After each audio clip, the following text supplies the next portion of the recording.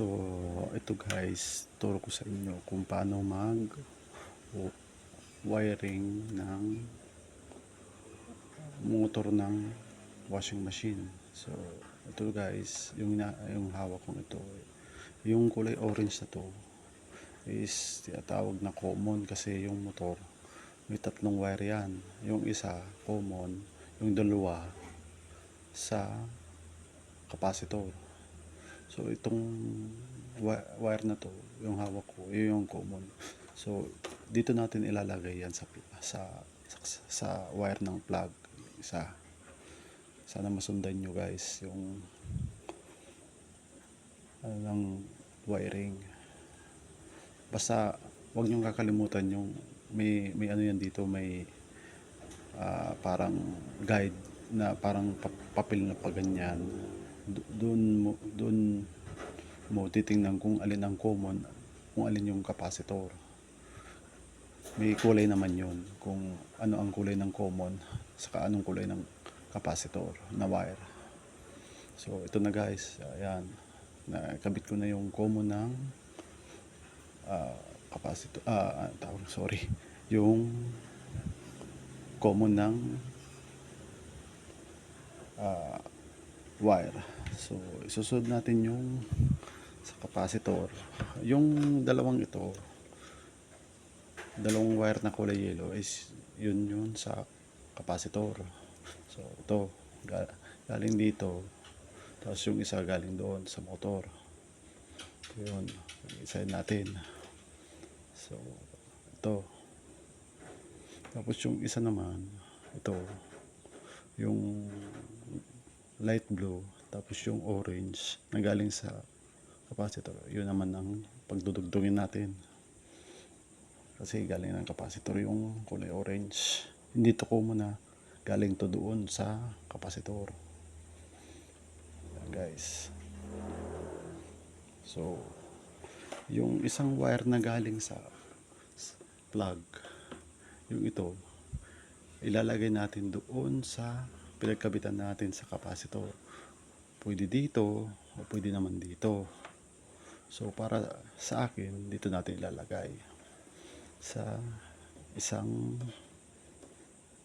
wire ng galing sa capacitor o sa motor. So lalagyan natin ng tape guys.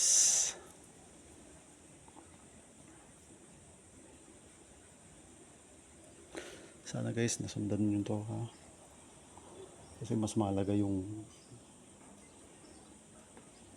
wiring ng motor sa capacitor, kasi baka magkamali kayo, baka masunog. So dapat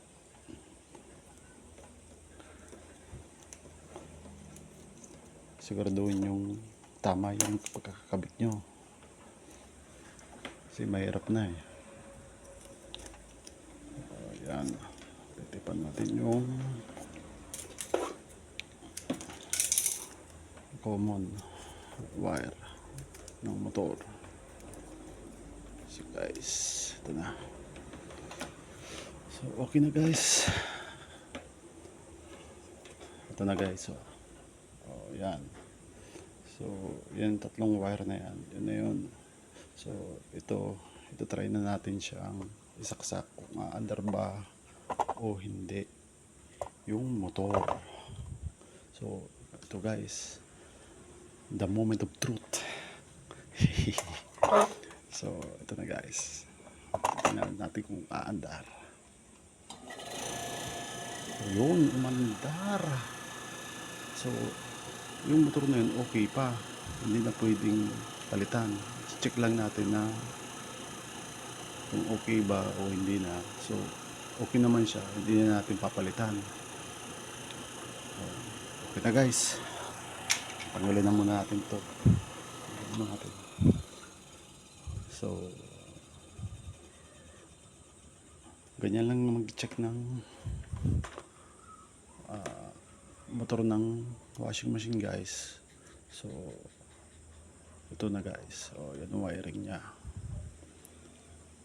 Kumbaga dapat sigurado yung ano mo, saka i-check mo yung bago mo isaksak sa 220 volts. Check mo muna kung ang motor, kung okay ba ang ano niya, may palo ba sa tester. Kung wala, kasi hindi mo naman yung mapapagana kung hindi mo titesterin eh, pati yung kapasitor. So ito guys, tatanggalin muna natin to, yung kapasitor saka yung motor, tapos lilinisin natin ng buo. Yan. So update ko na lang kayo guys kung